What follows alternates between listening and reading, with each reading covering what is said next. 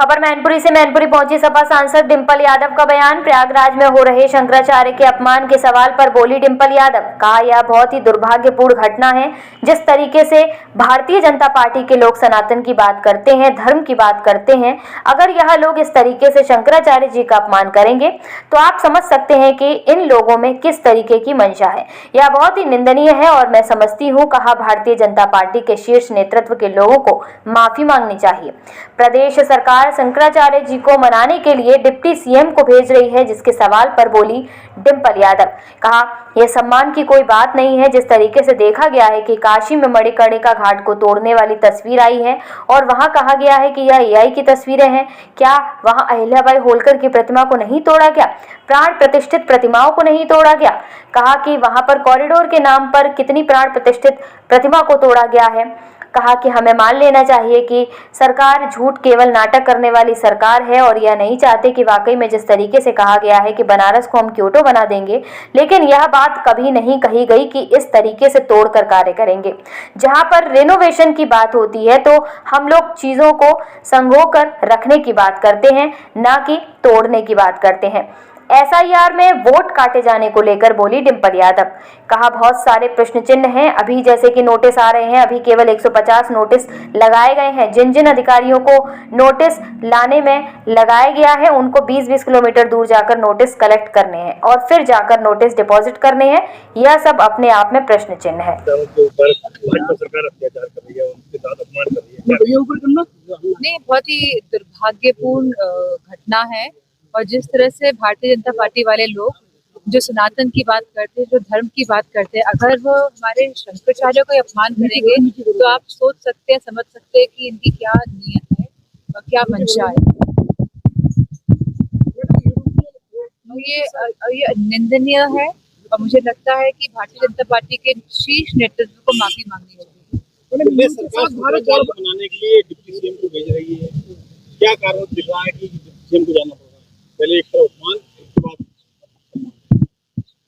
ये सम्मान की कोई बात नहीं है। लगातार देखने को मिला है जिस तरह से काशी में जो मणिकर्णिका घाट की जो तोड़ने वाली तस्वीरें आई थी और जहाँ कहा गया कि ये एआई की जनरेटेड तस्वीरें हैं, जहाँ अहिल्याबाई होलकर की प्रतिमाओं को तोड़ा गया, जहाँ पे प्राण प्रतिष्ठित मूर्तियों को तोड़ा गया। और पहले भी हमने देखा है किस तरह कॉरिडोर के नाम पे न जाने कितनी प्राण प्रतिष्ठित प्रतिमाओं को तोड़ा गया है। लगभग 300 उससे भी ज्यादा प्रतिमाओं को तोड़ा गया है। तो ये हमें मान लेना चाहिए कि ये सरकार केवल ढोंग और नाटक करने वाली सरकार है और ये नहीं चाहते हैं कि वाकई में जिस तरह से कहा गया कि बनारस को हम क्यूटो बना देंगे, पर ये बात कभी नहीं कही गई कि इस तरह तोड़ के आप कार्य करेंगे। कहीं पे भी कोई भी अगर हम देखा जाए रेनोवेशन की बात होती है तो हम चीजों को सजो के रखने की बात करते हैं, ना कि तोड़ने की बात करते हैं। लेकिन यह सरकार ऐसी सरकार है जिसने मंदिरों को तक को तोड़ने का कार्य किया है।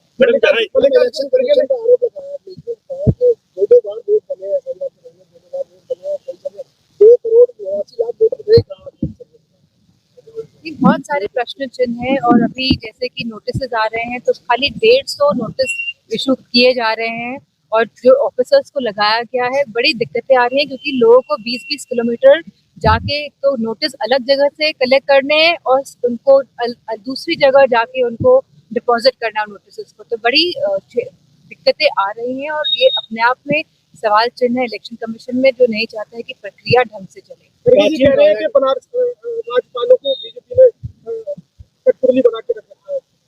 ये तो देखने को मिल रहा है जब से भारतीय जनता पार्टी के लोग सरकार में आए हैं केंद्र की, हमने लगातार देखा है कि गवर्नर्स का या राज्यपाल का हस्तक्षेप बढ़ रहा है और स्मूथ फंक्शनिंग जिस तरह स्टेट्स की होनी चाहिए, जिस तरह हमारे संविधान में लिखा है कि स्टेट्स की अपने रूल्स रेगुलेशंस और अपनी शक्तियां होती हैं जिसके आधार पर वो चलती है। लेकिन लगातार ये देखने को मिल रहा है कि राज्यपाल हस्तक्षेप बना रहे हैं और जिस तरह स्टेट को स्मूथली चलना चाहिए उस तरह नहीं चला पा रहे।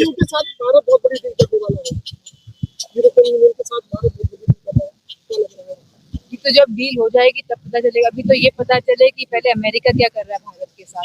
जिस तरह हमारे ट्रेडर्स का नुकसान हो रहा है, जिस तरह हमारे स्टूडेंट्स का नुकसान हो रहा है, जिस तरह वीजाओं में दिक्कतें आ रही हैं और लगातार जिस तरह अमेरिका भारत को जिस तरह से नीचे दिखाने का काम कर रहा है, लगातार।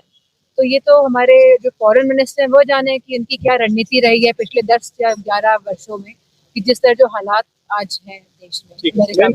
मैडम आगे बड़े पैमाने पर मैडम सवाल है कि चल रहा है, या लगता है कि आप इस मुद्दे को उठाएंगे क्या? ये देखने को मिला है कि मैनपुरी में भूमाफिया बहुत सक्रिय हैं, लगातार ये लोग राजा के ताल को भी खत्म करना है। जी, तो इस पे हम संसद में भी उठाएंगे। और ये खाली मैनपुरी का ही किस्सा नहीं है जो हमें देखने को मिला है, अन्य जिलों में भी जिस तरह से पूरे भूमाफिया सक्रिय हैं, ये अपने आप में प्रश्न उठाता है भारतीय जनता पार्टी मैडम की आखिरी सरकार सवाल है कि जिस तरीके से शंकराचार्यों पे अत्याचार हो रहा है, वहीं शंकराचार्यों ने कहा है कि योगी जी को हटा के अब केशव प्रसाद को मुख्यमंत्री बनाया जाए।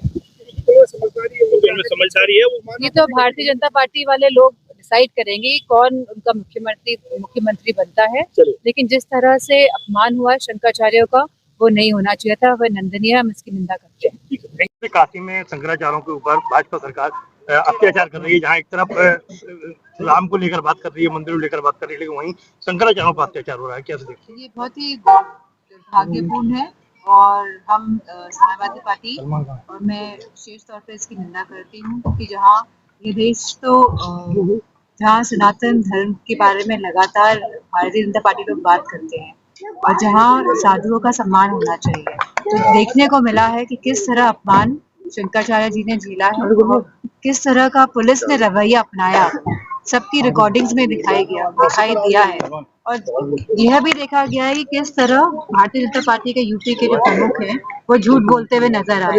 किस तरह मणिकर्णिका घाट को ध्वस्त किया गया, वहाँ पे मूर्तियां तोड़ी गई, वहाँ पे होलकर जी की मूर्ति तोड़ी, अहिल्याबाई होलकर जी की मूर्ति को भी खंडित किया गया और ये कह दिया गया कि आर्टिफिशियल इंटेलिजेंस से ये सब चित्र बनाए गए हैं। तो ये बहुत ही दुर्भाग्यपूर्ण है कि इस प्रदेश का मुखिया जब झूठ बोले, और उसी तरह जिस तरह हमारे संतों का, हमारे साधुओं का जो, और हमारे शंकराचार्य जी का जिस तरह का अपमान हुआ है, वो बहुत ही निंदनीय है। जी। मैडम शंकराचार्य जी को नोटिस जारी किया गया, क्या शंकराचार्य है या नहीं है, इसको लेकर सर्टिफिकेट मांगा जा रहा है? ये लगातार देखा जा रहा है किस तरह जो सत्ता में बैठे लोग हैं उनका अहंकार बोल रहा है।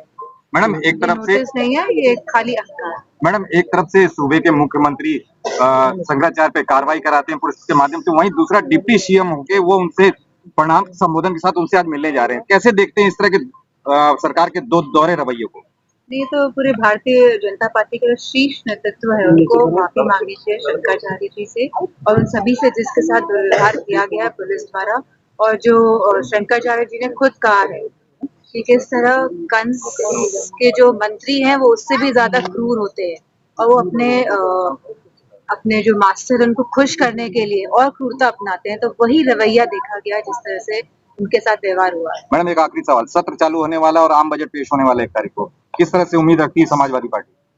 जब बजट आएगा सामने तब देखा जाएगा कि क्या होता है, लेकिन अगर देखा जाए तो जिस तरह लगातार महंगाई बढ़ रही है, जिस तरह लगातार हमारे युवा बेरोजगार है और जिस तरह लगातार ये सरकार केवल चुनाव जीतने के मंशे से काम कर रही है, और जिस तरह हमने देखा कि नोएडा में एक टेक इंजीनियर जो था किस तरह वह गड्ढे में गिर पड़ा, उसके बाद पूरी वहाँ पे लोग मौजूद होने के बाद भी वो लोग नहीं बचा पाए उस इंजीनियर को।